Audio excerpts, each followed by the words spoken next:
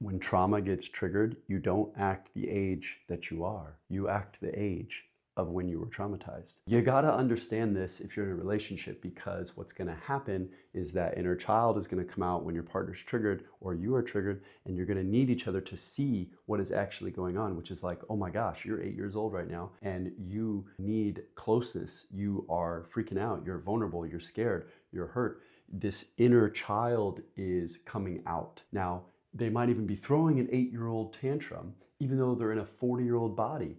But this is what healing work is all about. We are human, and as humans, we have this fascinating psychology that governs our behaviors and our emotional reactions. And all of it tends to come back to our programming, our imprinting by our experiences in life, mainly from our parents and our upbringing. They form a core of how our mind, emotions, and behavior works. We have to address them if we want to create our life a different way. Otherwise, we will just be victims to our programming.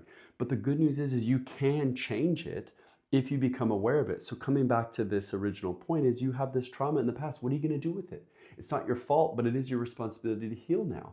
So now you have to change this. You have to do something about it. And it requires you and your partner being aware of what's really going on, which is like, this is my unmet inner child need from A, B, and C event in my life. To help give a structure to what we're looking at here, here's the inner work chart. You might have wounds in here that have come up in your relationship. And when they get triggered, you will revert back to when those originally happened. Some of them can be when you were a baby. Some of them are when you're a teenager. The point is they're in there and you have to reconcile them. So whether it's rejection, judgment, or violation or insecurity, whatever those wounds are, we have to work through them so that we can be accountable, take ownership of them, and then work through them so that we can move our way up into higher states of love, trust, and connection with our partner. To learn more about healing these things, you can get the book, The Inner Work of Relationships, that's gonna guide you through that chart of healing your inner child and creating a conscious relationship together.